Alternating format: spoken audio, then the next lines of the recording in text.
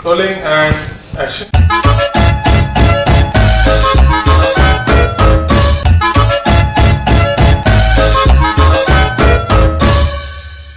Hello friends, मैं J फिनटेक्स की तरफ से C Vishal Goyal, educator, trainer and tax learner. आज आपके लिए एक जीएसटी का बहुत ही अच्छा टॉपिक लेके आया हूँ, कॉम्पोजिशन स्कीम।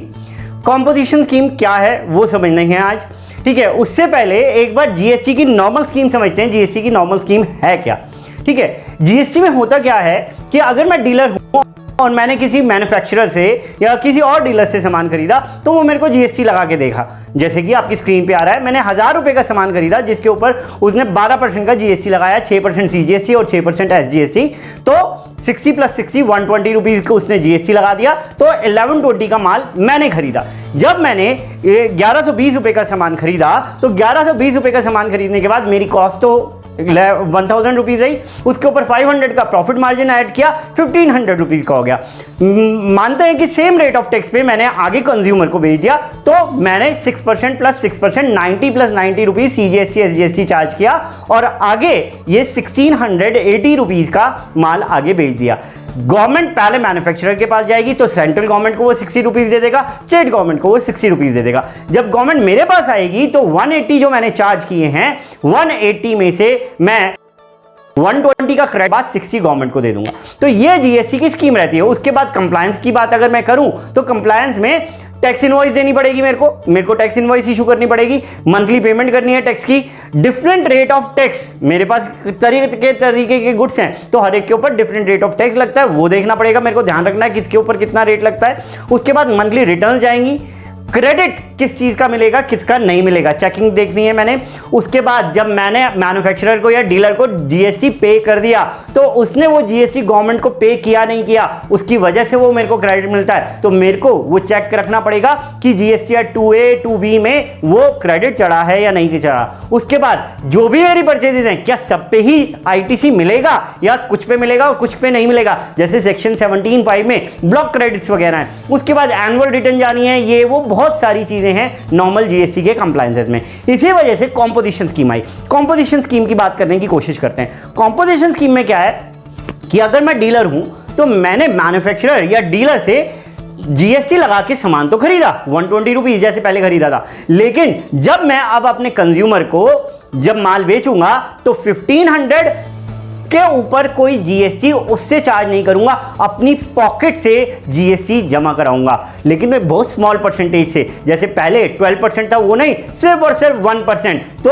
7.5 रुपए सेंट्रल गवर्नमेंट के नाम के और 7.5 रुपए स्टेट गवर्नमेंट के नाम के अपनी पॉकेट से जमा कराऊंगा। और ध्यान रखिएगा, जो पहले टैक्स मैं पे करके आया हूं 120 रुपीज का, उसका मुझे कोई क्रेडिट नहीं मिलने वाला, उसका कोई क्रेडिट नहीं मिलने वाला। तो इसी बेसिस पे आज जरा जीएसटी की स्कीम समझते हैं। जीएसटी, सबसे पहली बात, जीएसटी की स्कीम है क्या, कॉम्पोजिशन स्कीम है क्या। सबसे पहली बात, कॉम्पोजिशन स्कीम है क्या। दूसरी बात, कॉम्पोजिशन स्कीम किस किस को अवेलेबल होती है, कॉम्पोजिशन स्कीम में किस रेट से टैक्स लगता है, क्या क्या कंडीशन है इस कॉम्पोजिशन स्कीम में आने के लिए, कॉम्पोजिशन स्कीम में अपने आप को रजिस्टर कैसे कराया जाता है और क्या क्या कंप्लायंस है कॉम्पोजिशन स्कीम के। तो जो लास्ट के 2 पॉइंट हैं, रजिस्ट्रेशन एंड कंप्लायंस, वो मैं नेक्स्ट वीडियो में डील करूंगा। आज मैं डील करने वाला हूं पहली 4 बातें। तो सबसे पहली बात कि कॉम्पोजिशन स्कीम होती क्या है। सर, कॉम्पोजिशन स्कीम एक ऑल्टरनेटिव मेथड है जीएसटी पे करने का, ऑप्शनल है। जरूरी नहीं है कि आप इस स्कीम में आए, आप चाहें तो ये वाली स्कीम में आए, नहीं चाहते तो मत आइएगा, कोई दिक्कत नहीं है। एक स्मॉल परसेंटेज ऑफ टैक्स अपनी पॉकेट से गवर्नमेंट को जमा कराना होता है, कंज्यूमर से या जिसको आप माल बेच रहे हैं उससे इस बार आप कोई टैक्स नहीं लेंगे। हाँ, इतना जरूर है, ये फायदा है कि सब गुड्स पे जो भी आप बेचने वाले हैं उनके ऊपर रेट ऑफ टैक्स इस बार सेम रहने वाला है, कोई अलग अलग रेट से चार्ज नहीं करना आपने। नेक्स्ट, कंप्लायंस बहुत कम है, क्वार्टरली पेमेंट करनी है पहली बात, तो 3 महीने में बाद में टैक्स पे करना है। उसके बाद एनुअल रिटर्न जाएगी, साल में एक रिटर्न जानी है। तो जो नॉर्मल स्कीम में होते हैं मंथली टैक्स पे करना होता है, मंथली रिटर्न जाती है, 3B भी जाएगी, 1 भी जाएगी, सब कुछ। इसमें ऐसा कुछ नहीं है। तो सबसे पहली बात समझते हैं कि कॉम्पोजिशन स्कीम कौन लोग ले सकते हैं। तो ध्यान से देखिएगा, जब कॉम्पोजिशन स्कीम ओरिजिनली आई थी वो सिर्फ और सिर्फ गुड्स के लिए आई थी। तो गुड्स के लिए आई थी और गुड्स के लिए कहा गया कि अगर आप इन 8 स्टेट्स में डील कर रहे हैं, इन 8 स्टेट्स में आपका बिजनेस है, तो आपका लास्ट ईयर का टर्नओवर अगर 75 लाख रुपए का रहा है तो आप कॉम्पोजिशन स्कीम ले सकते हैं। रेस्ट ऑफ द इंडिया के लिए आपका टर्नओवर 1.5 करोड़ का रहा है लास्ट ईयर में, तो आप कॉम्पोजिशन स्कीम ले सकते हैं। सर्विसेज के लिए भी आप ले सकते हैं। सर्विसेज के लिए आपका लास्ट ईयर की रिसीट 50 लाख से ज्यादा नहीं होना चाहिए। यहां पे ऑल ओवर इंडिया के लिए सेम ही रिसीट का क्राइटेरिया रखा गया है। अब टर्नओवर का क्या मतलब है? जब मैं आपसे कह रहा हूं कि लास्ट ईयर का टर्नओवर आपका 1.5 करोड़ से ज्यादा नहीं होना चाहिए, तो उस टर्नओवर का मतलब क्या है, जरा वो ध्यान से समझ लीजिएगा। टर्नओवर का मतलब आपको क्या लगता है? जो माल आपने बेचा वही आपका टर्नओवर है, लेकिन ध्यान से समझे, टर्नओवर में यहां पे जो गुड्स जीएसटी लेविएबल हैं वो आपके टर्नओवर में काउंट होंगे, और वो गुड्स भी आपके टर्नओवर में काउंट होंगे जिनके ऊपर जीएसटी लगता तो था, लेकिन बाय नोटिफिकेशन फिलहाल के लिए जीएसटी एग्जेम्प्ट कर रखा है। एग्जांपल लेता हूं, आपकी परचून की दुकान है, आप जो भी सामान बेच रहे हैं उनके ऊपर जीएसटी लगता है, तो वो आपके टर्नओवर में काउंट होगा। लेकिन आपने साथ ही साथ फ्रूट्स एंड वेजिटेबल्स भी रखे हुए हैं, तो उसके ऊपर जीएसटी नहीं लगता, एग्जेम्प्ट हुआ है, लेकिन वो भी आपके टर्नओवर में काउंट होगा। उसी के साथ साथ थर्ड पॉइंट जो इंक्लूड किया जाएगा टर्नओवर में, अगर आप गुड्स और सर्विसेज एक्सपोर्ट करते हैं तो उसका टर्नओवर भी आपके कॉम्पोजिशन स्कीम के टर्नओवर के लिए पर्पस से काउंट होगा। क्या क्या चीजें नहीं काउंट होंगी, बहुत ध्यान से सुनिएगा ये पॉइंट। मैंने कोई गुड्स और सर्विसेज ऐसी सप्लाई की हैं जिनके ऊपर रिवर्स चार्ज मैकेनिज्म में जो बायर है, परचेजर है, उसने जीएसटी पे करना है, तो वो मेरे टर्नओवर में काउंट नहीं होंगी और दो पैसा मेरे पास आ रहा है। उसके अलावा जो टर्नओवर के ऊपर जीएसटी चार्ज किया जाता है वो तो जीएसटी का अमाउंट है ना, that will also not included in turnover. अब मेरा थर्ड पॉइंट समझिएगा जो आपको लिंकिंग के साथ दिख रहा होगा एग्जेम्प्टेड गुड्स और सर्विसेज के साथ, अब एग्जेम्प्टेड सप्लाईज के साथ। अब मेरा पॉइंट जरा ध्यान से सुनिएगा। जब मैं किसी को पैसा उधार देता हूं, उसके बदले में जो मनी मतलब इंटरेस्ट मैं रिसीव करता हूं, that is also considered as a supply of service, और उसके लिए जो इंटरेस्ट आया वो मेरी सप्लाई मानी जाएगी, वो कंसिडरेशन मानी जाती है। तो वो एग्जेम्प्ट टर्नओवर में काउंट होता है, क्योंकि सर्विसेज की नोटिफिकेशन में इंटरेस्ट आपका एग्जेम्प्ट माना जाता है, इंटरेस्ट एग्जेम्प्ट फ्रॉम जीएसटी, ठीक है। लेकिन अब वो टर्नओवर में तो इंक्लूड होना चाहिए कॉम्पोजिशन के पर्पस से। तो सपोज कीजिएगा मेरा टर्नओवर, ऑल्दो मैं एग्जांपल के साथ समझाऊंगा, प्लीज समझ लीजिएगा। अगर मेरा टर्नओवर 1 करोड़ 20 लाख रुपए का है और उस 1 करोड़ 20 लाख रुपए में मेरे को 10 लाख रुपए का इंटरेस्ट इनकम आई है, तो वो 1 करोड़ 20 लाख रुपए का जो टर्नओवर दिख रहा है उसमें से ये इंटरेस्ट इनकम एक्सक्लूड करके मेरा turnover for the purpose of composition scheme will be considered as 1 crore 10 lakh rupees only. जरा इलस्ट्रेशन के साथ समझते हैं। लास्ट फाइनेंशियल ईयर 2021 में सपोज कीजिए किसी डीलर का टर्नओवर था 1 करोड़ 70 लाख, जिसमें 1 करोड़ 30 लाख के उसने जीएसटी लेविएबल गुड्स सप्लाई किए थे, जिसमें से 12 लाख के गुड्स पे रिवर्स चार्ज में बायर ने जीएसटी पे करना था। उसी के साथ साथ उसने एग्जेम्प्ट सप्लाईज की थी 40 लाख की, जिसमें से 10 लाख रुपीस की उसकी इंटरेस्ट की इनकम थी। तो टोटल टर्नओवर तो 1 करोड़ 70 लाख दिख रहा है, 1 करोड़ 50 लाख से ज्यादा दिख रहा है। लेकिन जब मैं कॉम्पोजिशन स्कीम के पर्पज से टर्नओवर काउंट करूंगा तो 1 करोड़ 70 लाख माइनस 12 लाख जिसके ऊपर रिवर्स चार्ज में सामने वाले ने जीएसटी पे करना, वो मेरे टर्नओवर में नहीं माना जाएगा। प्लस एक चीज और माइनस करेंगे, क्या, 10 लाख इंटरेस्ट इनकम, तो 22 लाख माइनस होके मेरा टर्नओवर जो कॉम्पोजिशन स्कीम के पर्पस से काउंट होगा वो होगा 1 करोड़ 48 लाख रुपीज। तो 1 crore 48 lakh rupees that is less than 1 crore 50 lakh. तो मैं जीएसटी कॉम्पोजिशन स्कीम इस साल अवेल कर सकता हूं। आई होप सो टर्नओवर का मतलब अब आपको क्लियर हो गया होगा। अब बात करते हैं कि जीएसटी कॉम्पोजिशन स्कीम में रेट्स क्या क्या होते हैं। ओरिजिनली जब कॉम्पोजिशन स्कीम आई थी वो केवल गुड्स के लिए आई थी और एक सर्विस, सारे गुड्स कवर थे और एक सर्विस थी। अगर आप मैन्युफैक्चरर हैं या ट्रेडर हैं तो आपको अपने कोई भी जो गुड्स सप्लाई कर रहे हैं उनके ऊपर केवल 1% के हिसाब से अपनी पॉकेट में से टैक्स देना है।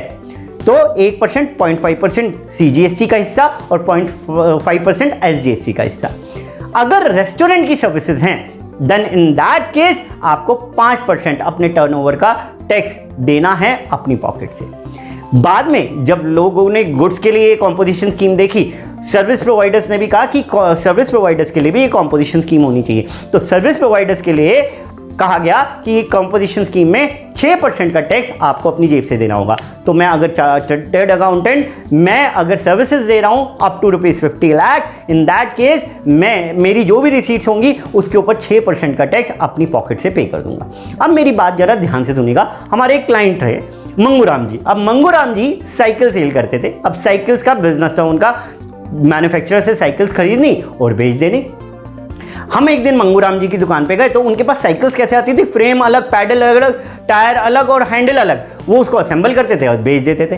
अब जब टर्नओवर उनका 1 करोड़ 30 लाख रुपीस था, तो अब जब मंगूराम जी इतना काम कर रहे हैं तो उनके पास साइकिल रिपेयर कराने भी लोग आते थे। उनकी साइकिल रिपेयरिंग से रिसीट थी जो कि सर्विसेज की रिसीट थी 12 लाख रुपए। अब यहाँ पे तो दिक्कत हो गई, क्योंकि मंगूराम जी वैसे तो कॉम्पोजिशन स्कीम अवेल कर सकते हैं, लेकिन उन्होंने सर्विसेज भी दे दी साथ साथ, तो वो कॉम्पोजिशन स्कीम से बाहर हो जाएंगे। तो इसी वजह से अगर आप मेरी प्रीवियस स्लाइड में फिर दोबारा जाएं तो वहां पे कॉम्पोजिशन स्कीम जब गुड्स के लिए बनाई गई तो एक सर्विसेज के लिए विंडो दे दी गई कि आप 10% of the last year turnover और ₹5 lakh whichever is higher तक की सर्विसेज भी दे सकते हैं। तो अब मंगूराम जी, अगर मंगूराम जी की बात करें तो अब मंगूराम जी 12 लाख रुपए तक की सर्विसेज देते हुए भी जीएसटी कॉम्पोजिशन स्कीम में बने रहेंगे।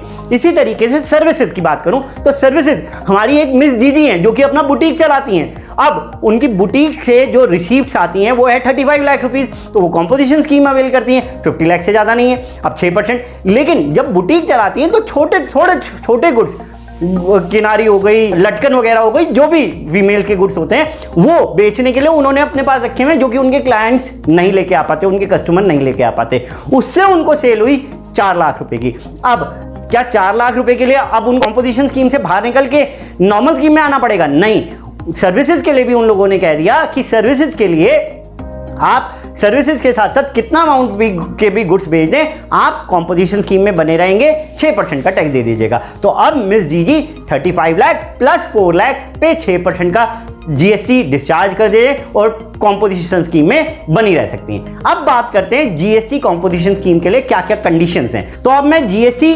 कॉम्पोजिशन स्कीम की कंडीशंस की बात करूं कि क्या क्या कंडीशन सेटिस्फाई करनी पड़ेंगी आप इस कॉम्पोजिशन स्कीम में आने के लिए, तो पहली कंडीशन है कि आप कोई भी ऐसे गुड्स एंड सर्विसेज में डील नहीं कर सकते जिनके ऊपर जीएसटी नहीं लगता। दूसरी बात, टैक्स, जो कि मैंने आपसे पहले भी बात कहा, टैक्स आपने अपनी पॉकेट से पे करना है, आप कंज्यूमर से कोई चार्ज नहीं करेंगे। तीसरी बात, आप इंटर स्टेट डीलिंग नहीं कर सकते, मतलब आप हरियाणा में अगर जीएसटी कॉम्पोजिशन स्कीम अवेल कर रहे हैं तो आप दिल्ली में दूसरी स्टेट में गुड्स नहीं बेच सकते, सर्विसेज नहीं दे सकते। अगर आपने इंटर स्टेट डीलिंग की तो आपकी कॉम्पोजिशन स्कीम नहीं रह जाएगी, आपको नॉर्मल स्कीम में आना पड़ेगा।